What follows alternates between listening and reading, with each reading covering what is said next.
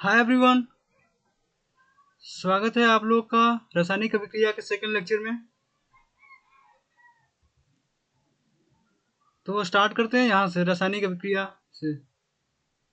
पिछले लेक्चर में हमने इंट्रोडक्शन पढ़ा था, कुछ क्रियाकलाप किया था हमने।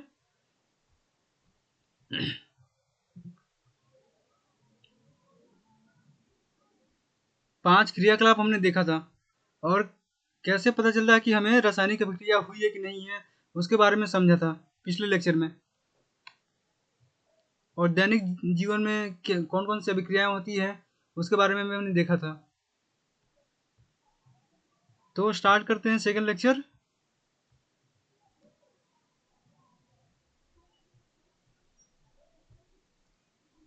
यहाँ से रासायनिक अभिक्रिया से देखिए, रासायनिक अभिक्रिया मतलब केमिकल रिएक्शन।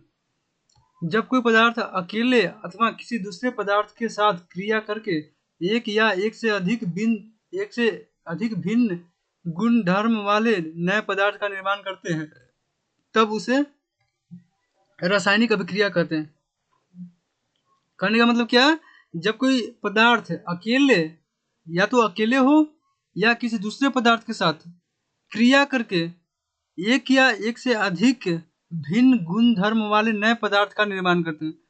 मतलब अगर कोई पदार्थ अकेले रिएक्शन कर रहा है या किसी दूसरे पदार्थ के साथ भी रिएक्शन कर रहा है मिलके, तो अगर एक से अधिक या एक गुण धर्म वाले नए पदार्थ का निर्माण करता है तो उसे रासायनिक अभिक्रिया कहते हैं।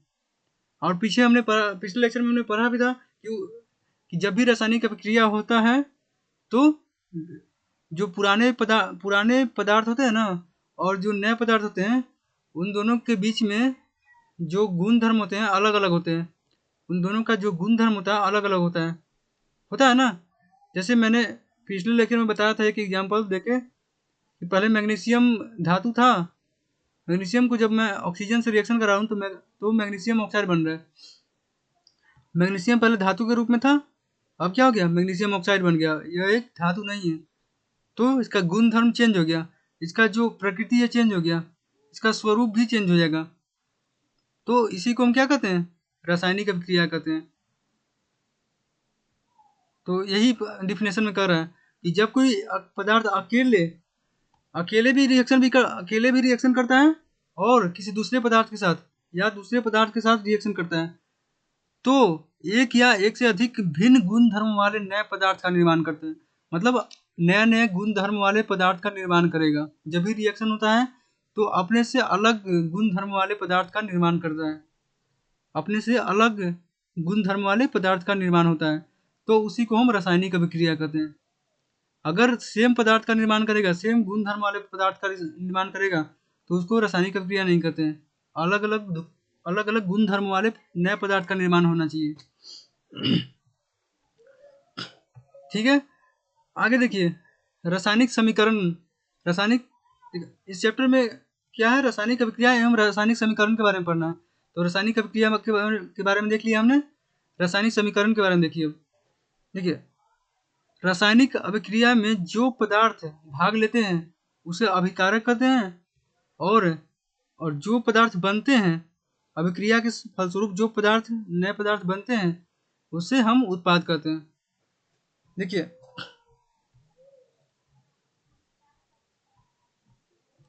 इस एग्जाम्पल में मैग्नीशियम और ऑक्सीजन दोनों रिएक्शन कर रहे हैं, अभिक्रिया कर रहे हैं, और क्या बना रहे हैं? मैग्नीशियम ऑक्साइड बना रहे हैं। तो ये मैग्नीशियम और ऑक्सीजन रिएक्शन के पहले हो रहा था। रिएक्शन के पहले जो पदार्थ होते हैं उसको क्या कहते हैं? उसको हम अभिकारक कहते हैं। और अभिक्रिया के बाद जो पदार्थ बनता है उसको क्या कहते हैं? हम उत्पाद कहते हैं। समझ में आ गया? तो वही बोल रहा है कि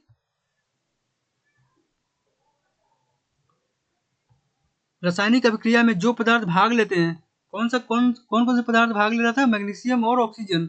और क्या बन रहा था? Magnesium oxide. तो मैग्नीशियम ऑक्साइड मेरा उत्पाद हो गया, और मैग्नीशियम और ऑक्सीजन दोनों क्या हो गया? अभिकारक हो गया, रिएक्टेंट्स। अभिकारक और उत्पाद के बीच तीर का चिन्ह दिया जाता है। देखे थे ना आपने, अभिकारक और उत्पाद के बीच में तीर का चिन्ह था। तीर का चिन्ह होता है, तीर का जो तीर चिन्ह का सिरा उत्पाद की ओर होता है और यह अभिक्रिया होने की ओर दर्शाता है। और तीर का जो सिरा होता है ना, ये जो आप देख रहे हैं ना तीर, इसका जो सिरा है, इस तरफ का पार्ट, ये वाला, वह उत्पाद की ओर होता है और वो बताता है कि अभिक्रिया हो गया है, अभिक्रिया हो रहा है। और इसके पीछे का भाग जो है, ये अभिकारक है और ये सब भाग क्या है, उत्पाद है। रासायनिक समीकरण में तीर चिन्ह के बाईं ओर अभिकारक को लिखा जाता है और तीर चिन्ह के दाईं ओर उत्पाद को लिखा जाता है। देख लिया हमने, दो अभिकारकों अथवा दो उत्पादों के बीच प्लस का चिन्ह दिया जाता है। प्लस का हम चिन्ह देते हैं, दो अभिकारक और दो उत्पाद के बीच में प्लस का चिन्ह दिया हुआ है। देखिए यहाँ पर प्लस का चिन्ह दिख रहा है ना। और प्रोडक्ट में भी, उत्पाद में भी दो है, दो या दो से अधिक रहेगा तो हम प्लस का चिन्ह देते हैं। देखिए यहाँ पर अब मैग्नीशियम के फीते को ऑक्सीजन की उपस्थिति में जलाने से मैग्नीशियम ऑक्साइड बनता है और उसको क्या कहते हैं, उसको हम क्षारीय कहते हैं। अब एक सवाल आ रहा होगा कि सर ये क्षारीय इसको क्यों कहते हैं?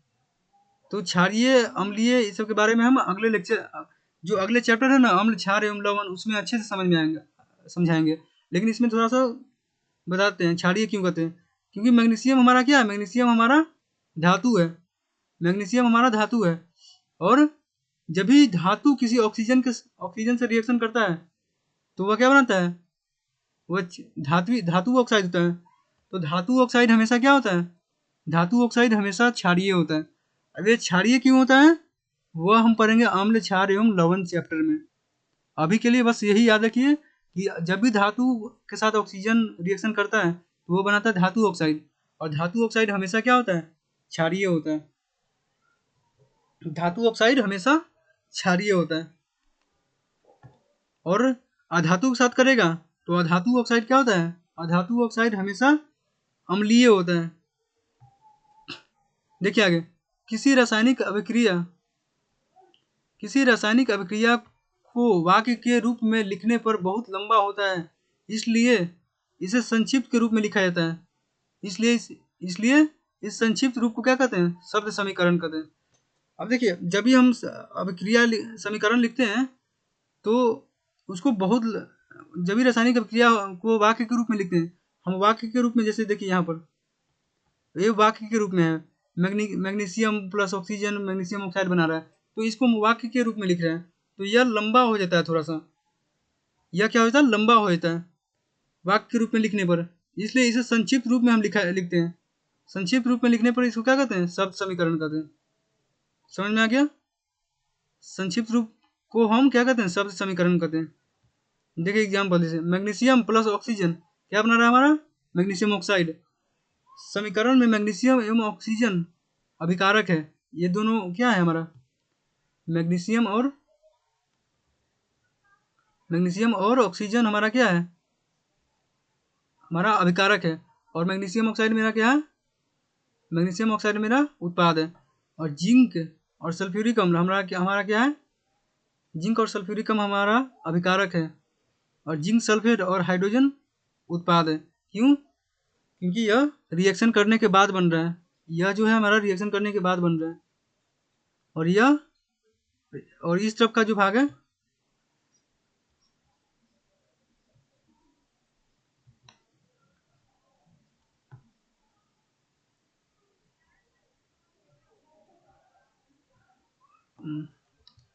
और ये जिंक प्लस सल्फ्यूरिक अम्ल क्या रिएक्शन करने के पहले है, तो मतलब अभिक्रिया करने के पहले है। तो अभिक्रिया करने के पहले जो होता है वो होता है अभिकारक, और अभिक्रिया करने के बाद जो बनता है वह क्या होता है, वह होता है हमारा प्रोडक्ट, जो ये देख रहे हैं आप। देखिए, अब रासायनिक समीकरण लिखना, रासायनिक समीकरण हम कैसे लिखते हैं उसके बारे में हम देखते हैं। जब शब्द समीकरण में शब्दों की जगह रासायनिक सूत्रों, केमिकल फॉर्मूला का उपयोग करते हैं तो उसे हम रासायनिक समीकरण कहते हैं। शब्द समीकरण की जगह पर हम उसके फॉर्मूला का यूज करते हैं। यह शब्द समीकरण है, जो शब्द समीकरण मैग्नीशियम ऑक्सीजन मैग्नीशियम ऑक्साइड शब्द समीकरण की जगह पर हम उसके रासायनिक सूत्र का यूज करते हैं। शब्द समीकरण की जगह पर हम रासायनिक सूत्रों का यूज करते हैं, प्रयोग करते हैं, तो उसको हम क्या कहते हैं, उसको हम रासायनिक समीकरण कहते हैं। देखिए एग्जाम्पल देखिए, जैसे मैग्नीशियम ऑक्सीजन के साथ अभिक्रिया करके मैग्नीशियम ऑक्साइड बना रहा है, तो मैग्नीशियम का जो रासायनिक सूत्र क्या है, मैग्नीशियम Mg, और ऑक्सीजन का रासायनिक सूत्र O2, और मैग्नीशियम ऑक्साइड का रासायनिक सूत्र MgO। तो देखिए मैग्नीशियम O2 से रिएक्शन करके अभिक्रिया करके क्या बना रहा है हमारा MgO, मतलब मैग्नीशियम ऑक्साइड। तो इस रूप में लिखना ही हमें क्या कहलाता है, रासायनिक समीकरण कहलाता है। शब्द समीकरण की जगह पर रासायनिक सूत्रों का उपयोग करना ही रासायनिक समीकरण कहलाता है। समझ में आ गया, समझ में आ गया, क्लियर है। जब हम शब्द समीकरण में शब्दों की जगह रासायनिक सूत्रों का यूज करते हैं ना, तो उसे हम रासायनिक समीकरण कहते हैं।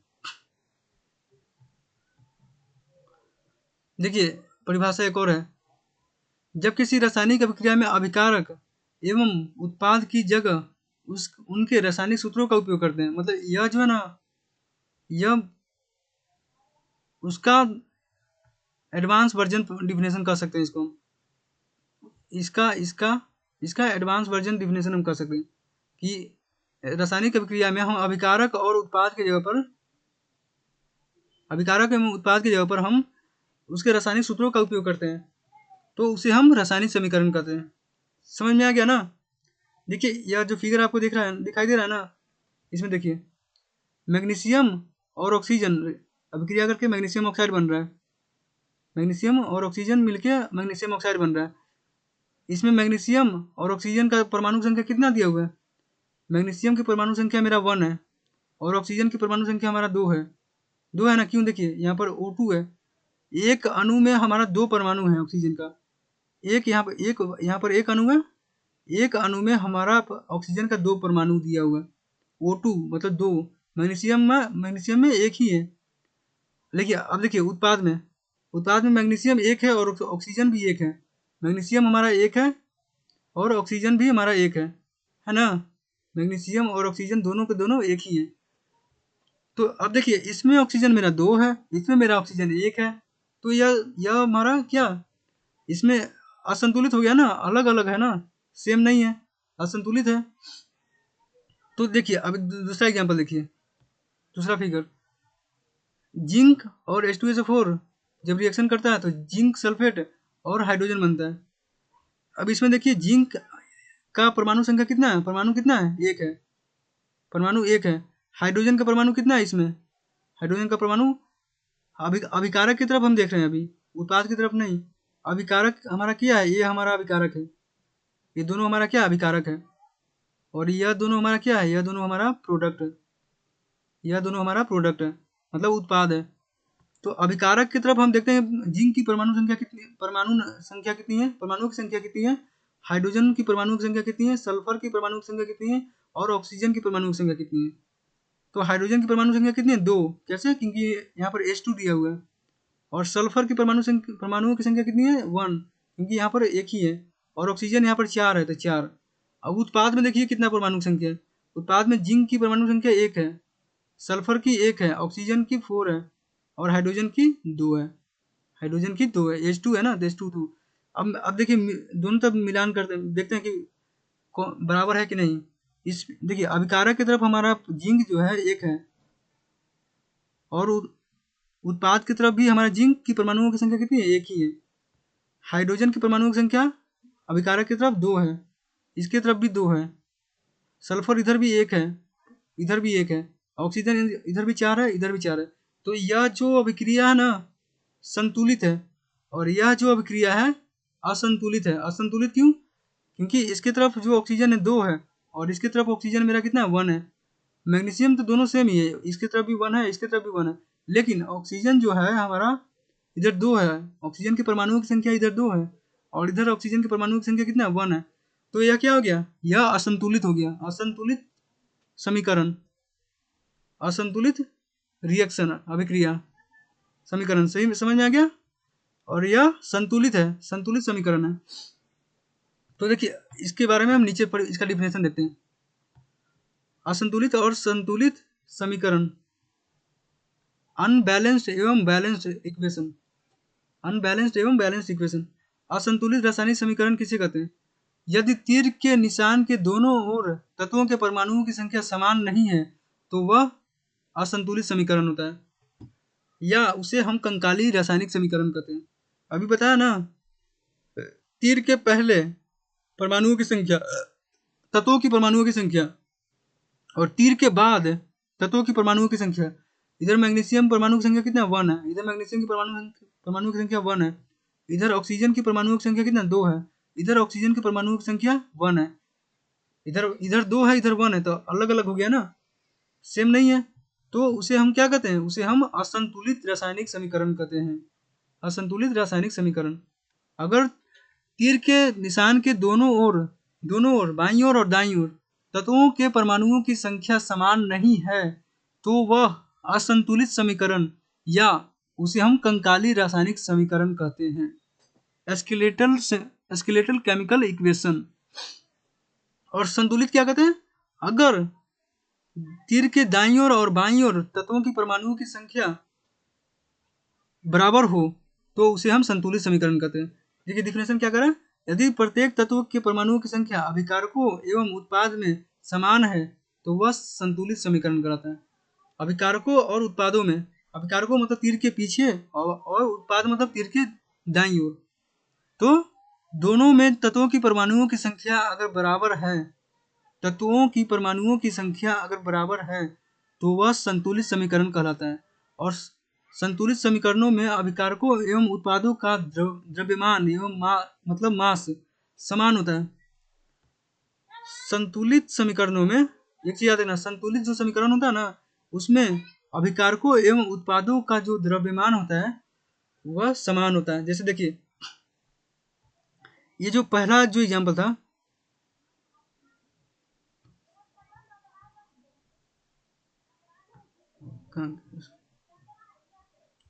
ये जो पहला देख रहे हैं आप, ये पहला, इसमें मैग्नीशियम ये जो पहला है ये हमारा असंतुलित है। असंतुलित का केस नहीं है, संतुलित के केस में बताया ना, संतुलित के केस में जो अभिकारक एवं उत्पाद का जो द्रव्यमान होता है समान होता है। तो संतुलित के केस में देखते हैं, यह हमारा जो है संतुलित है, यह जो हमारा संतुलित है। तो देखिए इधर जो जिंक है, जिंक का जो द्रव्यमान है, और इधर का जो जिंक है, दोनों तरफ एक एक है, तो दोनों तरफ एक एक जिंक है, तो दोनों तरफ का जो द्रव्यमान है सेम ही होगा।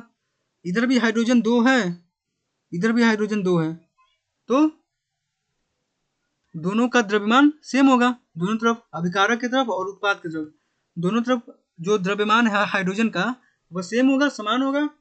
सल्फर भी अभिकारक की तरफ एक है और उत्पाद की तरफ एक है, तो दोनों तरफ हमारा जो द्रव्यमान होगा सल्फर का सेम ही होगा। अब देखिए ऑक्सीजन भी अभिकारक की तरफ 4 है और उत्पाद की तरफ 4 है, तो दोनों तरफ ऑक्सीजन का जो द्रव्यमान होगा बराबर होगा ना। मान लीजिए हाँ, ऑक्सीजन का द्रव्यमान कितना होता है? 16 होता है, तो 4 इधर है तो मतलब 64 हो जाएगा, और 4 उत्पाद की तरफ है, 4 हमारा उत्पाद की तरफ है, उत्पाद की तरफ 4 है हमारा, तो इसका भी 64 हो जाएगा ग्राम, और इधर भी 64 हो जाएगा, तो द्रव्यमान इधर भी बराबर हो गया और इधर भी बराबर हो गया।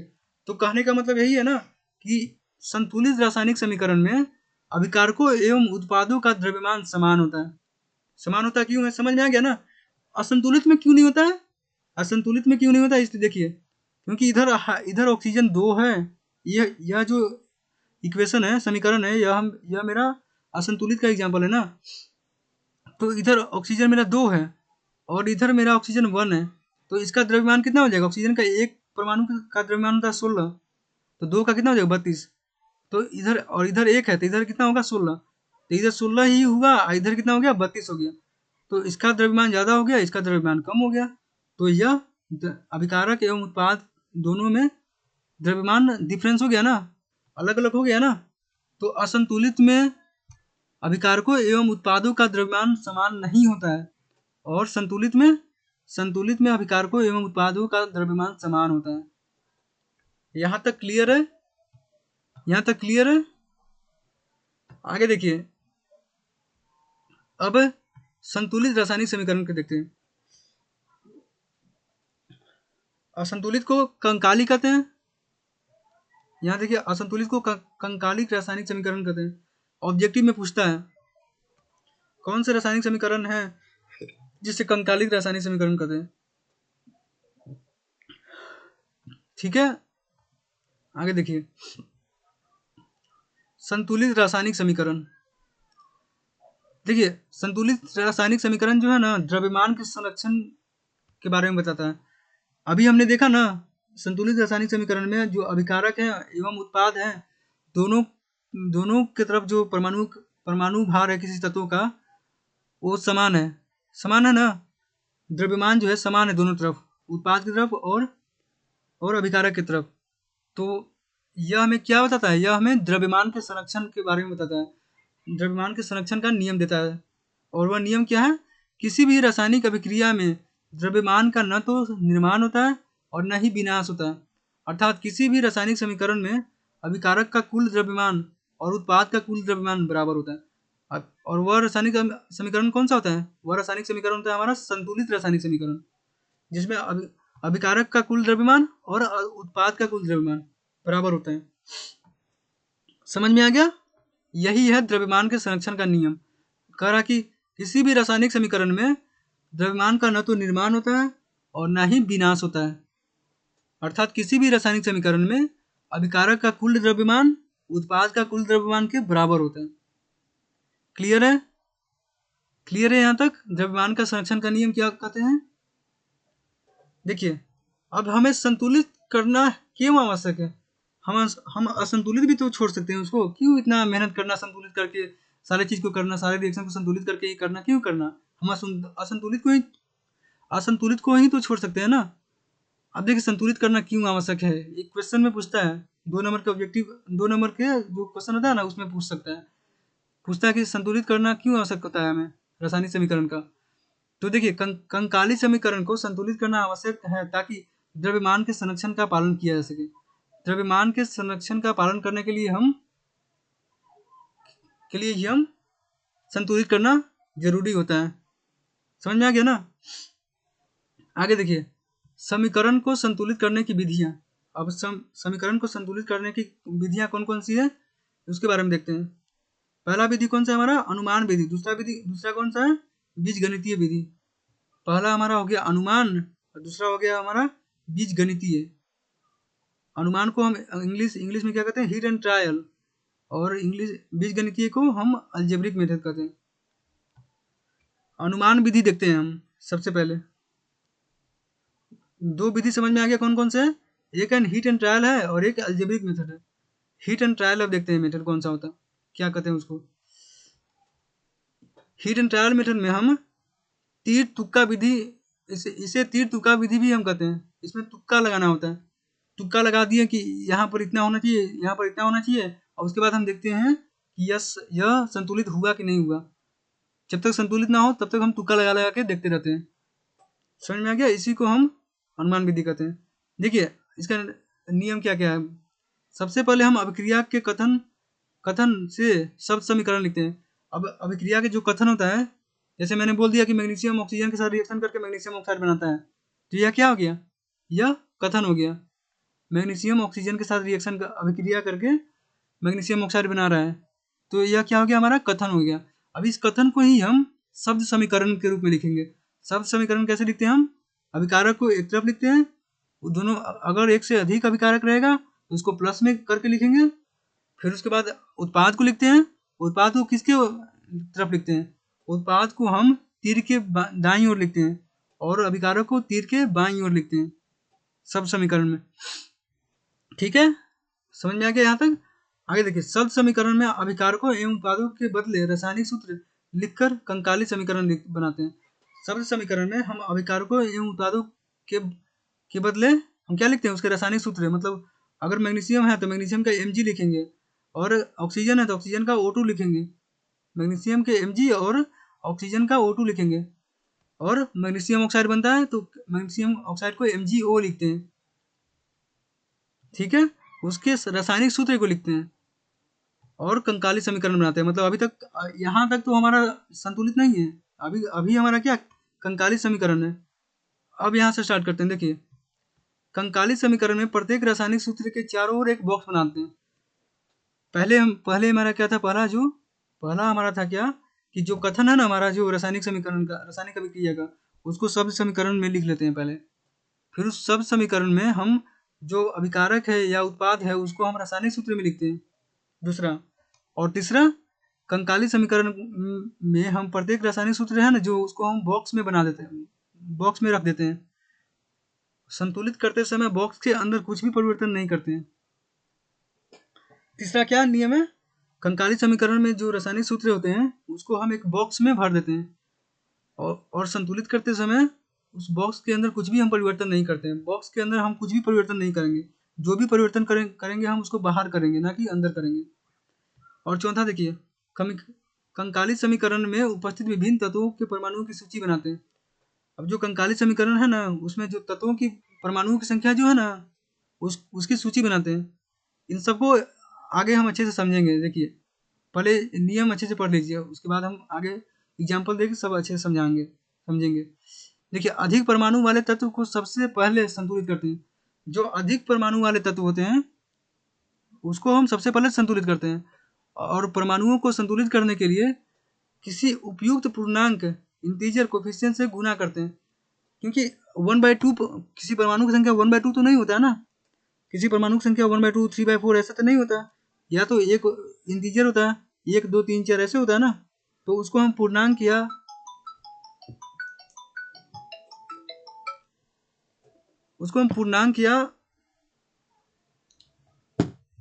से गुना करते हैं, जिससे हर वक्त हर तत्व के परमाणुओं की संख्या दोनों तरफ बराबर हो जाए।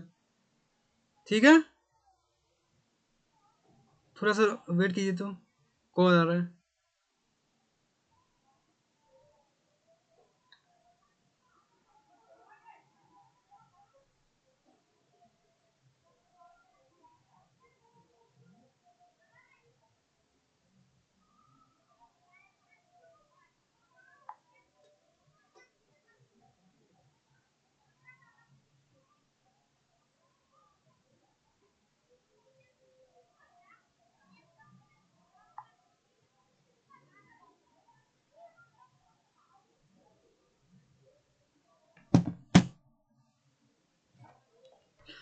चल देखिए, अब इसको समझने के लिए हम एक एग्जांपल लेते हैं।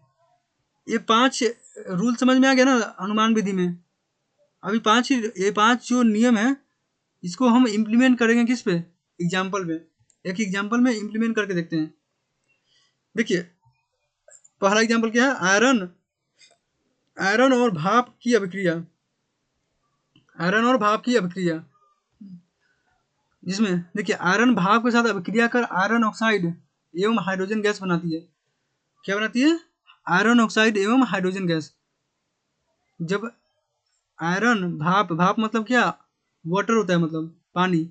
जब लोहा पानी के संपर्क में आता है तो उस पर एक परत चढ़ जाता है। वो किसकी परत चढ़ता है, ऑक्साइड की।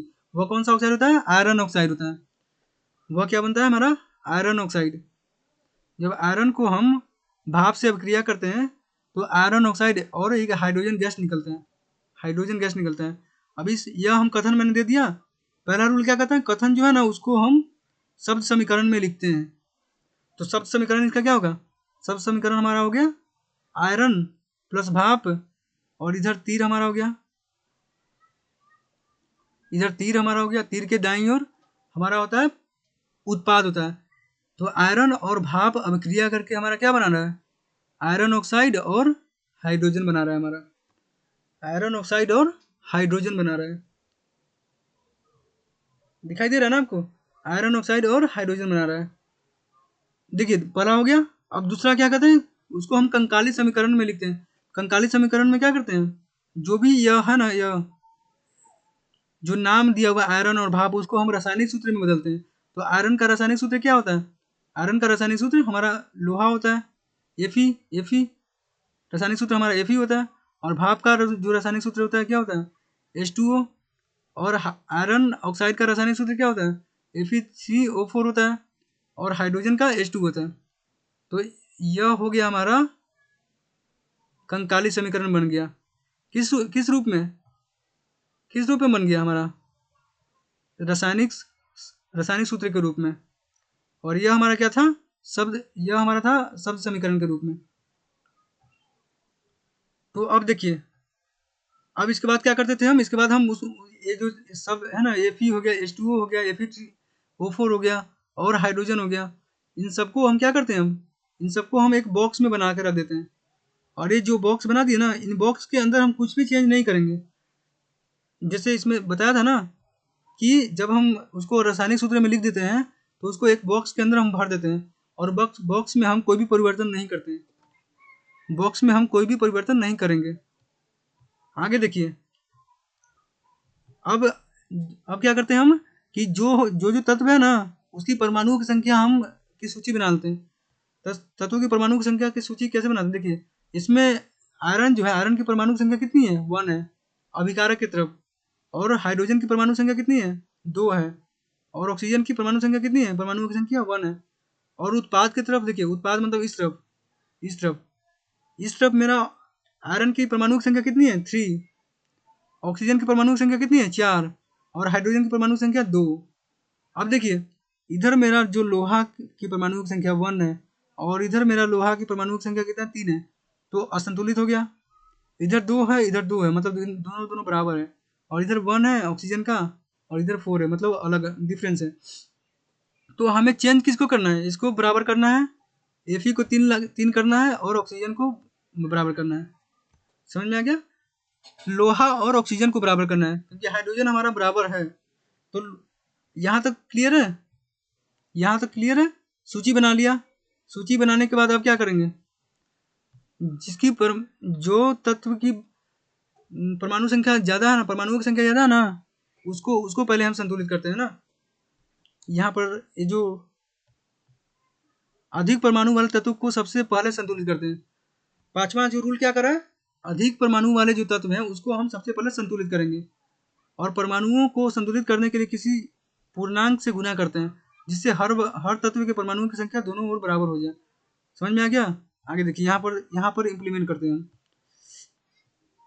हमारा जो ऑक्सीजन यहाँ पर मेरा सबसे ज़्यादा परमाणुओं की संख्या है। तो हम क्या करेंगे? तो इसको पहले संतुलित करने की कोशिश करेंगे। जो जिसकी परमाणु की संख्या सबसे ज़्यादा होती है ना, उसको हम संतुलित करने की कोशिश करते हैं। तो देखिए, इसमें मैं यहाँ पर देखिए, यहाँ पर ऑक्सीजन की परमाणु संख्या 4 है और यहाँ पर मेरा ऑक्सीजन की परमाणु संख्या 1 था। तो इसको हम 4 करने के लिए क्या करेंगे? यहाँ पर हम 4 से गुना कर दिए। यहाँ पर 4 से गुना कर दिए। अब देखिए, यहाँ पर 4 ऑक्सीजन है। 4 ऑक्सीजन हो गया मेरा, 4 ऑक्सीजन इस तरफ और 4 ऑक्सीजन इस तरफ। तो जिसका परमाणुओं की संख्या ज़्यादा था, किसका? ऑक्सीजन का, तो वह मेरा संतुलित हो गया ना। अब क्या कह रहा था कि जिसकी परमाणुओं की संख्या सबसे ज़्यादा हो सबसे पहले उसको संतुलित करते हैं। तो देखिए, यहाँ पर मेरा ऑक्सीजन की परमाणुओं की संख्या 4 है और इस तरफ मेरा ऑक्सीजन की परमाणु संख्या पहले कितना था? पहले मेरा 1 था। तो कितना से गुना करेंगे ना, कितना पूर्णांक से गुना करेंगे कि हमारा 4, मतलब ऑक्सीजन की परमाणु संख्या मेरा 4 के बराबर हो जाए, इस तरफ के बराबर हो जाए। तो 4 से पहले मल्टीप्लाई कर दिया इस केस में। देखिए, जहाँ जो चेंज होगा ना, मैं उसको गोल से घेर दूंगा। जैसे यहाँ पर मैंने चेंज किया, यहाँ मैंने 4 से मल्टीप्लाई कर दिया ताकि यहाँ इस तरफ भी 4 ऑक्सीजन हो जाए और इस तरफ भी 4 ऑक्सीजन हो जाए। तो अब ऑक्सीजन मेरा बराबर हो गया ना। अब देखिए, अब क्या है? अब मेरा है आयरन मेरा 3 है क्योंकि ऑक्सीजन के बाद मेरा आयरन की परमाणु संख्या सबसे ज़्यादा है ना। तो अब आयरन के करेंगे। तो देखिए, आयरन मेरा इस तरफ 3 है और इस तरफ मेरा कितना? 1 है। इस तरफ मेरा 1 है, इधर मेरा कितना? 3 है। तो अब देखिए, इसको 4 से गुना करके मैं यहाँ पर लिख दिया, फाइनल आंसर यहाँ पर इसको लिख दिया। अब देखिए, आयरन यहाँ पर मेरा कितना है? देखिए, ये सेकंड थी में ये वाला, इसमें मैंने अभी तक समझाया नहीं है, आगे चला गया मैं। इसके बाद इसमें देखते हैं। अब यहाँ पर मैंने 4 ऑक्सीजन तो कर दिया मैंने, लेकिन ऑक्सीजन को 4 करने के साथ साथ हमने हाइड्रोजन की भी तो बढ़ा दिया संख्या। हाइड्रोजन भी तो मेरा 8 हो गया। पहले से ऑक्सीजन मेरा 4 था तो 4 से मल्टीप्लाई कर दिया क्योंकि ऑक्सीजन को बराबर करना था।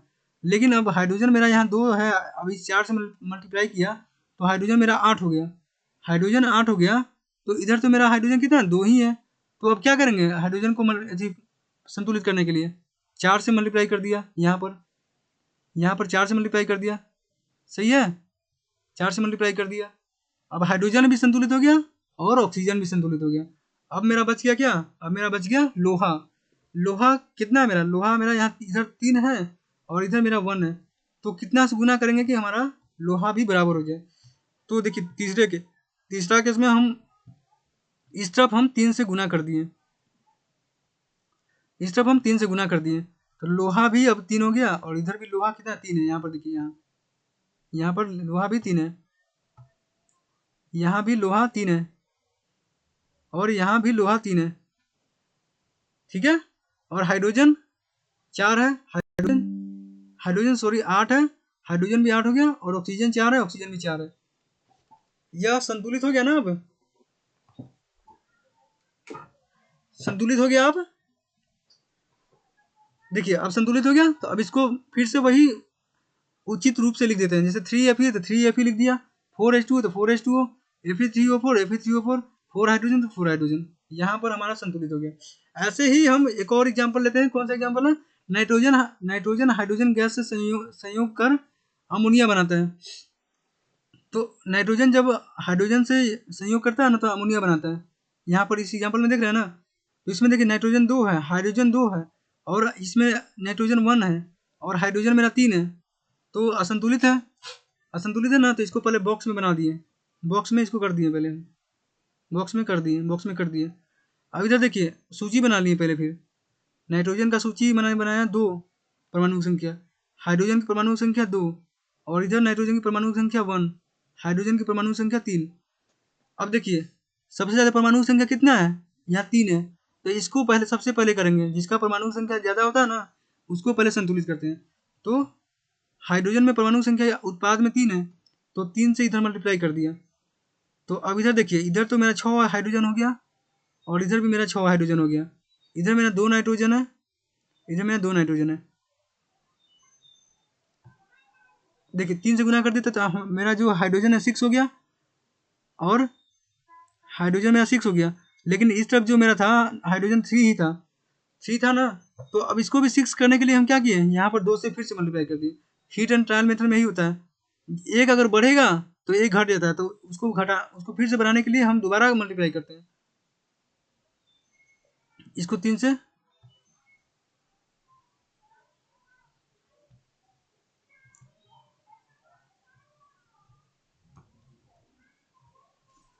इसको हम पहले 3 से मल्टीप्लाई किए थे क्योंकि हमको हाइड्रोजन को बराबर करना था। लेकिन अब हाइड्रोजन को मैंने 6 हाइड्रोजन को बराबर करने के लिए 3 से गुना किया, तो ये मेरा 6 हो गया। अब ये 6 हो गया, लेकिन इधर मेरा हाइड्रोजन 3 ही था, इधर मेरा हाइड्रोजन 3 ही था। तो अब कितना से मल्टीप्लाई करेंगे कि हमारा हाइड्रोजन 6 हो जाएगा। तो 2 से मल्टीप्लाई कर दिया फिर इधर, तो मेरा हाइड्रोजन कितना हो गया, 6 हो गया। और नाइट्रोजन भी मेरा 2 से मल्टीप्लाई करने से 2 नाइट्रोजन हो गया और इधर भी मेरा नाइट्रोजन कितना 2 है।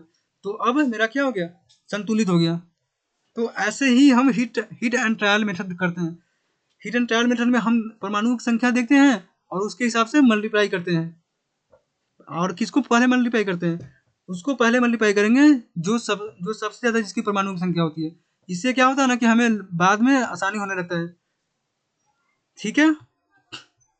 अब दूसरा देखिए बीजगणितीय मेथड, बीजगणितीय मतलब अलजेब्रिक मेथड। इसमें देखिए इस विधि में कंकाली समीकरण में प्रत्येक रासायनिक सूत्र को अलग अलग अज्ञात राशि ABCD से गुना करते हैं।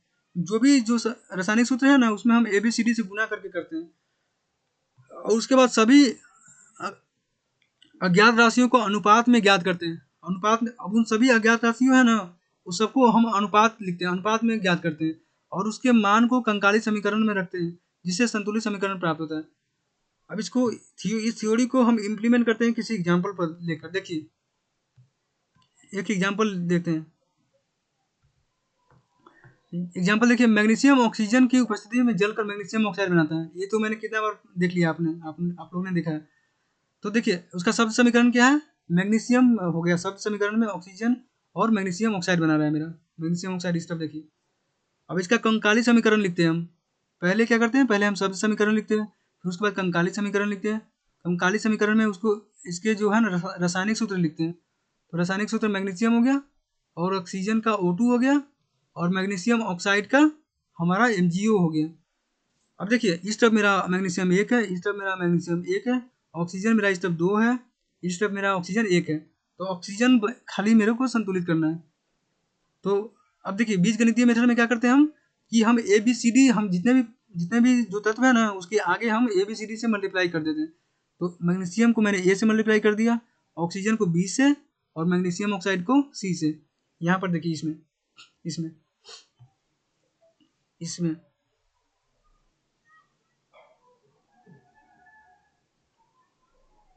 ठीक है।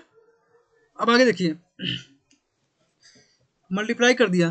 तो अब हमें बराबर करना है सब चीज़ दोनों तरफ। तो मैग्नीशियम का एक बार मैग्नीशियम को देखते हैं। मैग्नीशियम के जो लेफ्ट हैंड साइड है कितना है A, और यहाँ पर मैग्नीशियम मेरा कितना है 1 है। तो 1, तो A में हम 1 से गुना किए तो कितना होगा 1। तो A हो गया इधर और इधर मेरा कितना है C और इधर 1 है। मैग्नीशियम कितना परमाणु संख्या 1 है। तो C में हम 1 से गुना करेंगे तो C हो जाएगा। तो मैग्नीशियम की परमाणु संख्या left hand side and right hand side देखिए, लेफ्ट हैंड साइड हमारा A है और राइट हैंड साइड हमारा C है। अब देखिए ऑक्सीजन का एक एक अणु में हमारा 2 परमाणु होता है ऑक्सीजन का। तो यहाँ पर कितना अणु दिया हुआ है, यहाँ पर मेरा B अणु दिया हुआ है। तो B अणु में हमारा परमाणु कितना हो गया, 2 से मल्टीप्लाई कर देंगे तो 2B हो जाएगा। तो यहाँ पर मैंने 2B लिख दिया, यहाँ पर मैंने 2B लिख दिया 2B।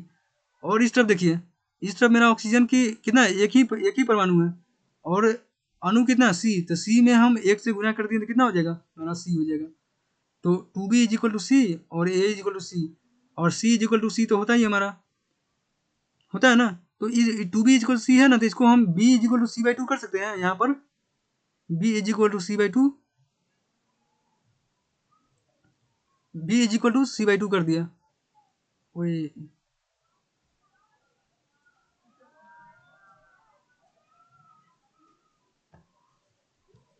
B is equal to C/2 कर दिया। अब देखिए A B और C तो हमारा C होता ही है पहले से। तो A B C तीनों का हम अनुपात निकालते हैं। A B C का अनुपात निकालेंगे तो एक की जगह पर मैंने C रख दिया और एक की जगह पर ये वाला जो C है ना, एक की जगह पर जो C है ये, इसको यहाँ रख दिया मैंने। और B इज इक्वल टू हमारा C/2 पहले से यहाँ पर निकाला था मैंने। तो B की जगह पर मैंने C/2 रख दिया और C तो C होता ही है अपने से खुद से, C हमारा खुद से C होता है। तो ये जो C आपस में कट जाएगा, ये जो C हो गया ये कट जाएगा और ये कट जाएगा और ये कट जाएगा। तो ये कितना बच गया 1, ये कितना बच गया 1/2, ये कितना बच गया 1।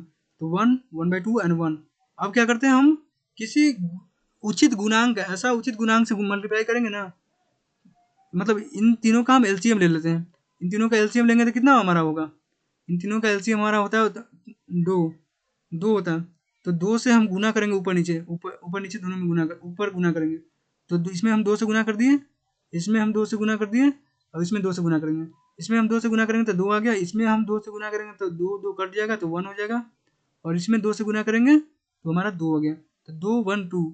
अब ये जो 2 है इसको हम असली जगह पर पुट कर देंगे। ये 2 हमारा क्या दर्शाता है A को, और यह 1 जो हमारा क्या दर्शा रहा है B को, और यह 2 क्या दर्शा रहा है हमें, C को दर्शा रहा है।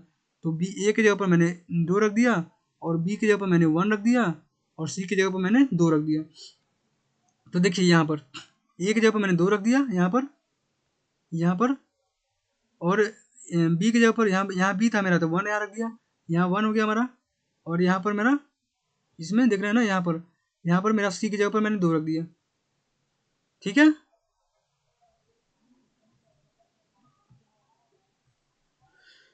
यहाँ तक समझ में आ गया कैसे करते हैं बीजगणितीय मेथड से हम।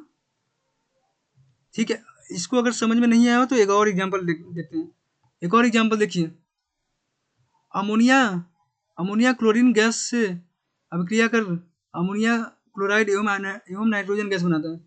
अमोनिया क्लोरीन गैस से अभिक्रिया कर क्या बनाता है, अमोनिया क्लोराइड एवं नाइट्रोजन गैस बनाता है। देखिए उसका शब्द समीकरण क्या है, अमोनिया हो गया, क्लोरीन से रिएक्शन कर रहा है, अमोनिया क्लोराइड बना रहा है हमारा और नाइट्रोजन गैस बना रहा है। तो इसको हम पहले रासायनिक सूत्र लिखते हैं। अमोनिया का रासायनिक सूत्र होता है NH3, क्लोरीन का Cl2, अमोनियम क्लोराइड का NH4Cl होता है और नाइट्रोजन का N2 होता है।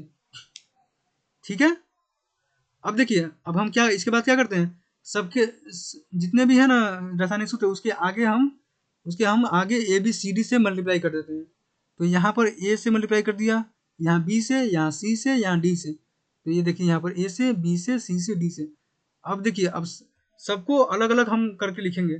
राइट हैंड साइड कितना नाइट्रोजन है, लेफ्ट हैंड साइड कितना नाइट्रोजन है, राइट हैंड साइड कितना हाइड्रोजन है, लेफ्ट हैंड साइड कितना हाइड्रोजन है, ऐसे करके देखते हैं। तो यहाँ देखिए, नाइट्रोजन का पहले देखेंगे।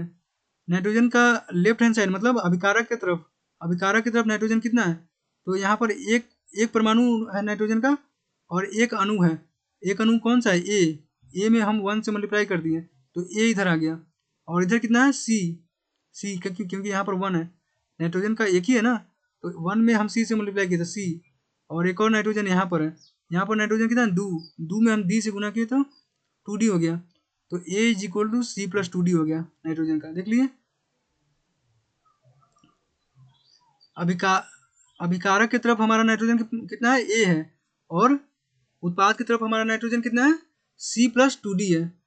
अब देखिए हाइड्रोजन का सेम चीज वैसे ही करना है सब चीज को, सबको अलग अलग तरीके से लिख रहे हैं। हाइड्रोजन की परमाणु संख्या यहाँ कितना है, 3 है, और 3 में हम 1 से गुना किए, 3 में हम A से गुना किए तो 3A हो जाएगा, 3A, यहाँ हम 3A लिख दिए यहाँ। और हम इधर तो अब हाइड्रोजन नहीं है, अब उत्पाद की तरफ देखते हैं।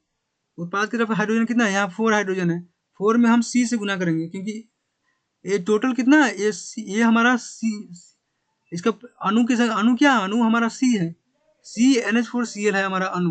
और परमाणु कितना है हाइड्रोजन का, हमारा परमाणु है 4 परमाणु है, तो 4 में हम C से गुना करते कितने कितने परमाणु हो जाएगा, तो 4C परमाणु हो जाएगा हमारा। तो इधर मेरा 4C परमाणु हमारा हाइड्रोजन का हो गया। अब हम क्लोरीन का देखेंगे। इधर क्लोरीन है मेरा कितना है, क्लोरीन में हमारा इधर 2 परमाणु है और यहाँ पर B अणु है, तो B में हम 2 से गुना कर दिए तो 2B हो गया।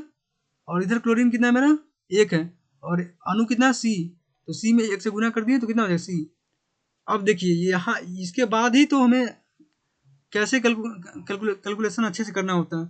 इसके बाद जो है ना हमें अच्छे से कैलकुलेशन करना होता है, क्योंकि हम जितने भी दिया हुआ ना,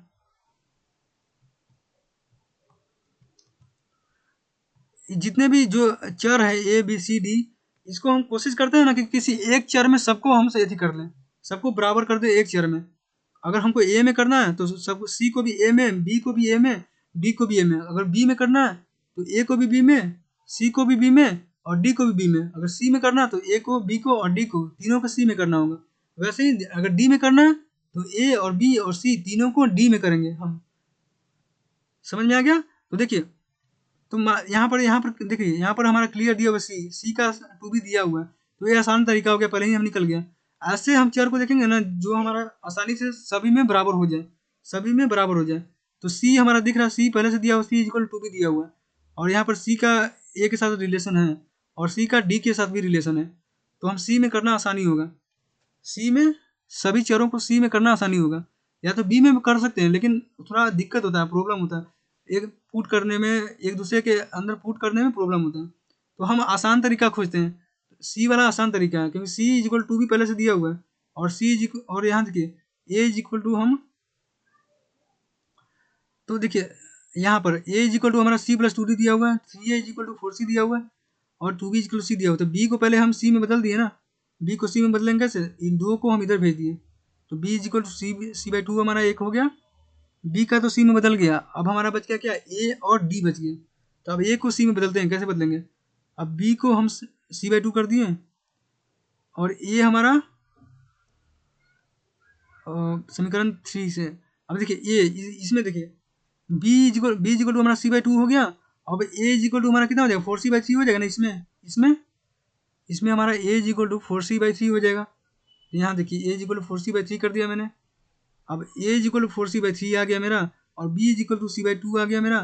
तो अब डी का निकालना पड़ेगा, तो डी का सी में निकालने के लिए क्या करेंगे हम, यह वाला जो समीकरण दिख रहा है ना आपको, इसमें हम पुट करेंगे वैल्यू, किसका ए का और सी का वैल्यू पुट करेंगे। तो सी का तो सी ही वैल्यू होता है, और ए का वैल्यू यहाँ पर दिया हुआ हमारा कितना 4C/3, तो ए का वैल्यू हम 4C/3 यहाँ पुट कर देंगे, और सी का वैल्यू सी दिया हुआ है, तो सी को हम इस तरफ भेजेंगे, तो 4c/3 माइनस, देखिए यहाँ पर दिया हुआ है 4c/3, 4c/3 माइनस सी किए तो हमारा कितना आ गया, हमारा आ गया 4c/3 माइनस, दोनों को हम डिफरेंस निकालेंगे तो हमारा कितना आ गया, दोनों का डिफरेंस निकाले तो हमारा c/3 is equal to 2d आ गया। यहाँ पर देखिए कैलकुलेशन करना आपके हाथ में है, कैलकुलेशन आपको पेन पेपर लेके खुद से करना चाहिए, खुद से कीजिएगा तो आपको अच्छे से समझ में आएगा। लेक्चर देखने से आपको अभी तो समझ में आ जाएगा, लेकिन बाद में आप नहीं कीजिएगा तो आपको तुरंत भूल जाइएगा।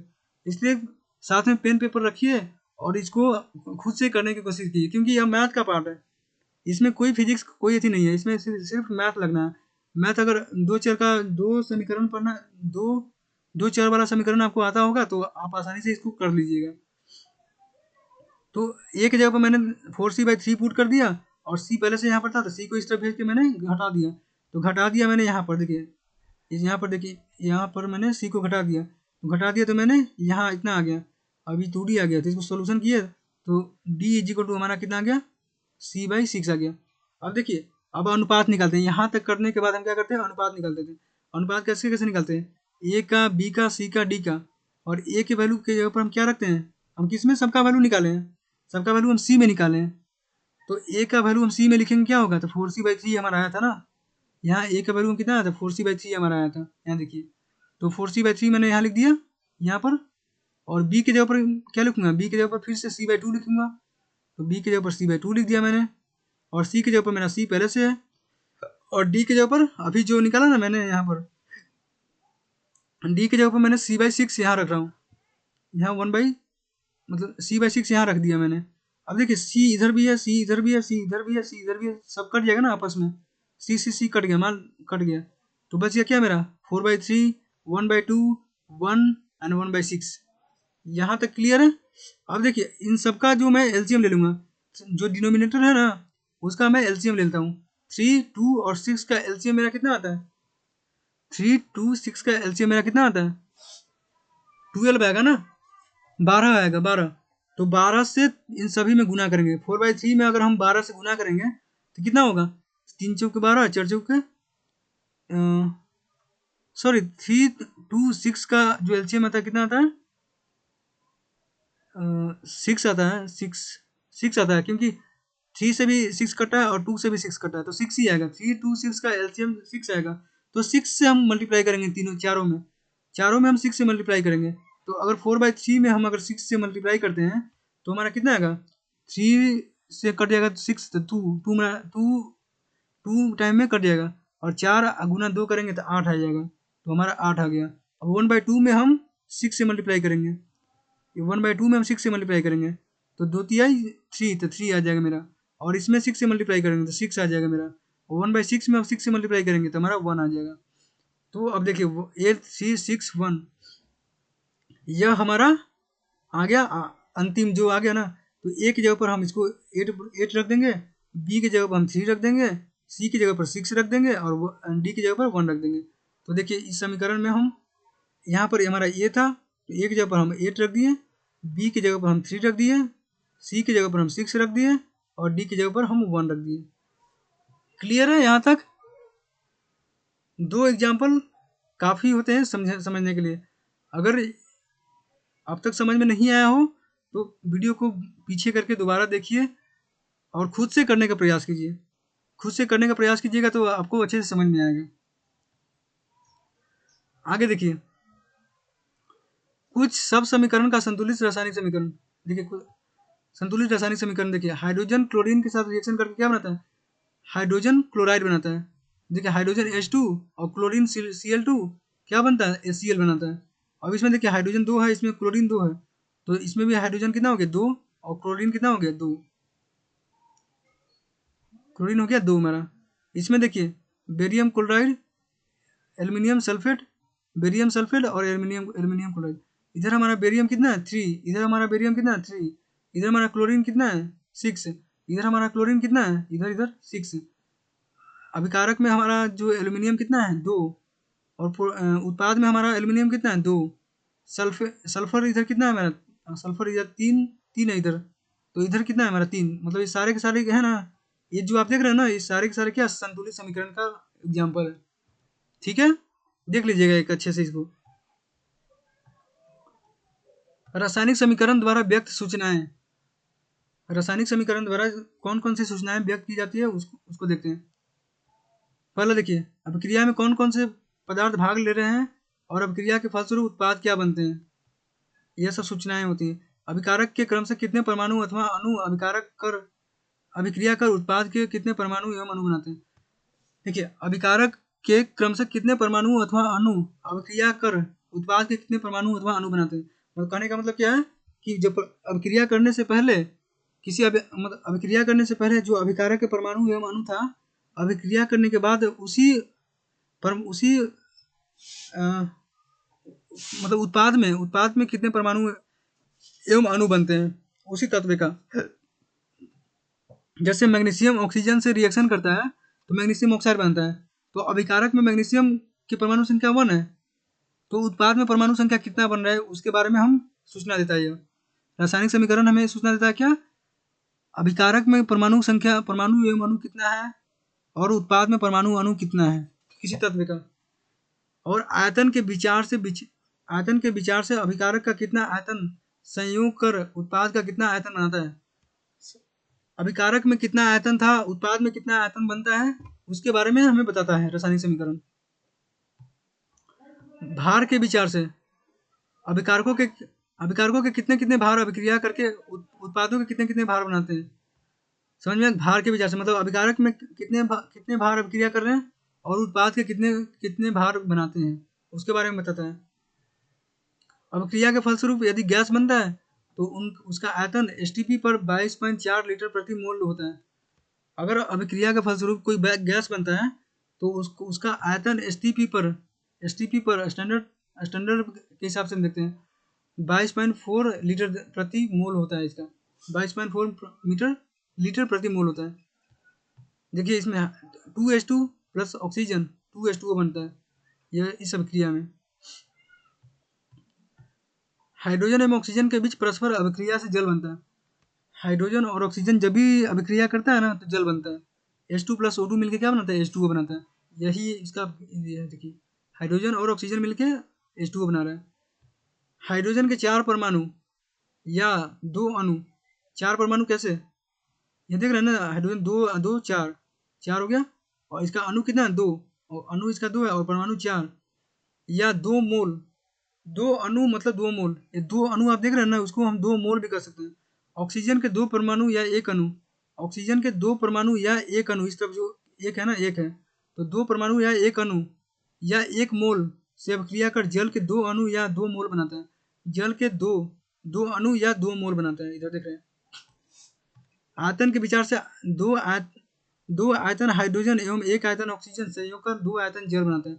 2 आयतन हाइड्रोजन और 1 आयतन ऑक्सीजन मिलकर 2 आयतन जल बनाते हैं। और भार के विचार से हाइड्रोजन के 4 ग्राम, हाइड्रोजन के एक हाइड्रोजन के द्रव्यमान कितना होता है 1 ग्राम होता है, तो 4 के कितना होगा 4 ग्राम और ऑक्सीजन का कितना होता है 16, तो 2 का कितना हो जाएगा 32, तो 32 ग्राम ऑक्सीजन और 4 ग्राम हाइड्रोजन संयोग कर 36 ग्राम वाटर बनाता है।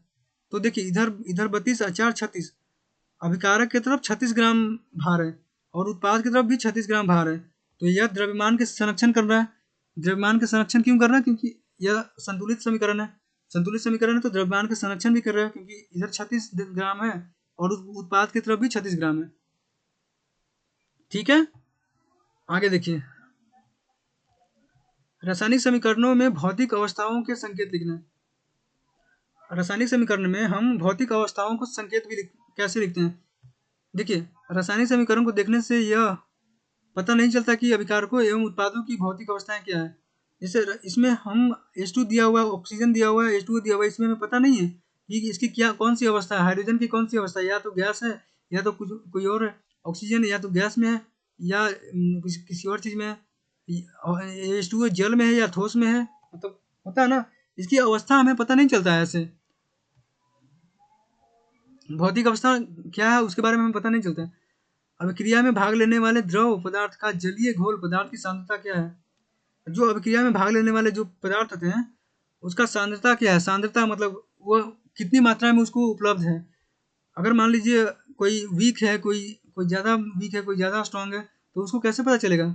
उसके बारे में हम देखेंगे आगे। अभिक्रिया में अवक्षेप बनता है या नहीं? अभिक्रिया में अवक्षेप बनता है कि नहीं बनता है, इसके बारे में यह हमें बताता है। संकेत लिखते हैं हम भौतिक अवस्था के संकेत लिखने में। अभिक्रिया को प्रारंभ करने के लिए और उसे चालू रखने के लिए आवश्यक शर्तें क्या होती है? अभिक्रिया ऊष्माशोषी है या ऊष्माक्षेपी है, एंडोथर्मिक या एक्सोथर्मिक होती है, अभिक्रिया उत्क्रमणीय या नहीं, ये सब हमें रासायनिक समीकरणों में भौतिक अवस्थाओं के संकेत लिखने में हमें दिखते हैं, इसलिए लिखते हैं। ये सारे चीज़ हमको, इन सबको हम लिखते हैं ताकि हमें पता चलता कि वह कौन सी अवस्था में है। ऊष्माशोषी हम लिखते हैं, अवक्षेप दर्शाता है तो उसको हम उसको डिनोट करते हैं कि वो अवक्षेप कैसे है, कैसे बन रहा है, कैसे नहीं बन रहा है। अतः रासायनिक समीकरण को अधिक सूचनापूर्ण और ज्ञानप्रद बनाने के लिए अभिकारकों एवं उत्पादों के रासायनिक सूत्र के साथ साथ उनकी भौतिक अवस्था, साध्यता और अवक्षेप आदि को भी दर्शाया जाता है। देखिए इसमें हम अच्छे से समझते हैं। भौतिक अवस्थाओं, ठोस, द्रव, गैस और जलीय घोल को क्रमशः एस, एल, जी, ए क्यू से दर्शाया जाता है। एस सॉलिड को एस से, लिक्विड को एल से, गैस को जी से और एक्वियस सॉल्यूशन को ए क्यू से दर्शाते हैं।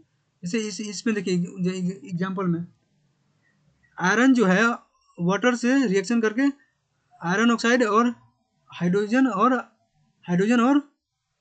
वाटर बना रहा है।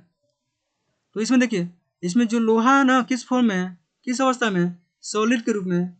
और यहाँ जी दे दिया, जी मतलब क्या, गैस के रूप में है, ना कि पानी के रूप में। H2O क्या है, H2O यहाँ पर गैस के रूप में है। मतलब H2O गैस के रूप में, मतलब कहने का मतलब कुछ ही है कि वह भाप के रूप में है। जल किस रूप में, कब गैस के रूप में होता है, जब वह भाप की स्थिति में होता है तब। और Fe3O4 भी सॉलिड की अवस्था में है और हाइड्रोजन यहाँ पर गैस की अवस्था में है। अर्थ जल का उपयोग भाप के रूप में किया जाता है, सब बता दिया मैंने। दूसरा देखिए, भौतिक अवस्था में समझ में आ गया। दूसरा सांद्रता मतलब कॉन्सेंट्रेशन को रासायनिक सूत्र के पहले तनु मतलब तनु डाइल्यूट या सांद्र कॉन्सेंट्रेशन लिख कर दर्शाया जाता है। जैसे जिंक, यहाँ पर जिंक H2SO4 से रिएक्शन करके ZnSO4 और हाइड्रोजन आता है। यहाँ जिंक सॉलिड में है। यहाँ तनु लिखना मतलब ये इसका सांद्रता बहुत कम है। तनु मतलब वीक वीक H2SO4 है। सल्फ्यूरिक अम्ल क्या है, बहुत कम है। कम तनु सल्फ्यूरिक अम्ल का मतलब क्या होता है, जिसमें पानी की संख्या ज़्यादा हो और अम्ल की संख्या कम हो। और इसमें देखिए, इसमें भी तनु दिया हुआ है, मतलब तनु HCl। देखिए तीसरा अवक्षेप, अवक्षेप को दर्शाने के लिए हम नीचे तीर का निशान देते हैं। जैसे इस एग्जाम्पल में देखिए, Na2SO4 BaCl2 BaSO4 barium sulphate और सोडियम क्लोराइड बना रहा है। तो यहाँ पर हम तीर का निशान दे रहे हैं, मतलब ये बेरियम सल्फेट का एक अवक्षेप बनाता है। क्या बनाता है, बेरियम सल्फेट का एक अवक्षेप बनाता है। और एक्यू क्या मतलब क्या होता है, एक्वस के रूप में, मतलब यह घुलनशील है। समझ में आ गया, यह जलीय घोल के रूप में होता है। आवश्यक शर्तों को तीर के निशान के ऊपर और या नीचे लिखकर दर्शाते हैं। जैसे देखिए इस एग्जाम्पल में यहाँ पर उत्प्रेरक दिया हुआ। उत्प्रेरक क्या मतलब, यह रिएक्शन को मतलब तेज करने में यूजफुल होता है। रिएक्शन को तेज करने के लिए हम उत्प्रेरक का यूज करते हैं।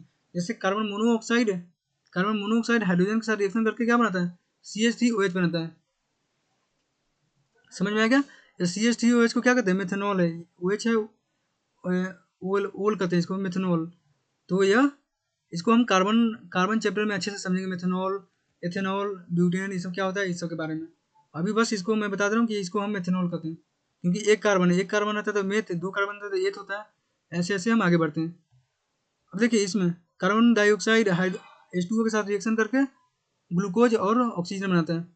ग्लूकोज का सूत्र देखिए C6H12O6। एक ऑब्जेक्टिव में पूछना भी है, ग्लूकोज का रासायनिक सूत्र क्या होता है, C6H12O6। याद कर लीजिएगा अच्छे से। ग्लूकोज का रासायनिक सूत्र क्या होता है, C6H12O6।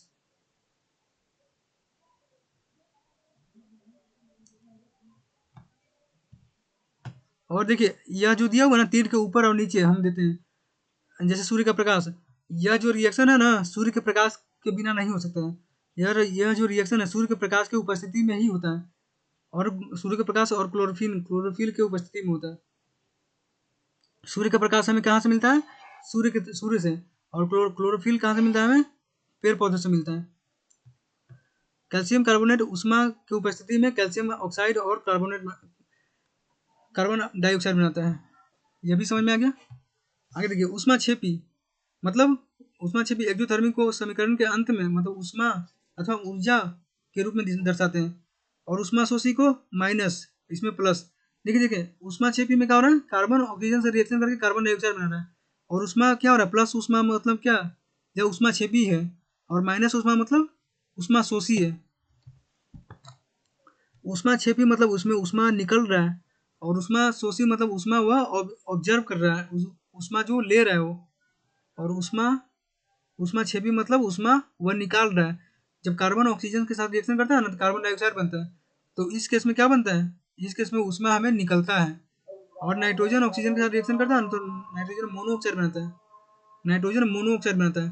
तो इस केस में क्या होता है, इस केस में ऊष्मा हमें ऑब्जर्व होता है, ऑब्जर्व करते हैं। आगे देखिए उत्क्रमणीय अभिक्रिया, रिवर्सिबल रिएक्शन को दोनों ओर तीर तीर का चिन्ह दिखाते हैं। जैसे रिवर्सिबल में क्या होता है, दोनों तरफ हम तीर को दिखाते हैं, एक दाईं ओर भी और बाईं ओर भी। कैल्शियम कार्बोनेट जब रिएक्शन करता है तो टूटता है तो कैल्शियम ऑक्साइड और कार्बन डाइऑक्साइड बनता है। नाइट्रोजन ऑक्सीजन के साथ रिएक्शन करता है तो नाइट्रोजन मोनोऑक्साइड बनता है। ठीक है, समझ में आ गया। ये कुछ आगे सब दिया हुआ है, ये सब भी एक बार अच्छे से देख लीजिएगा। अगले लेक्चर में हम यहाँ से पढ़ेंगे रासायनिक अभिक्रिया के प्रकार से, टाइप्स ऑफ केमिकल रिएक्शन से पढ़ेंगे। यहाँ तक सब क्लियर है? ठीक है, थैंक यू।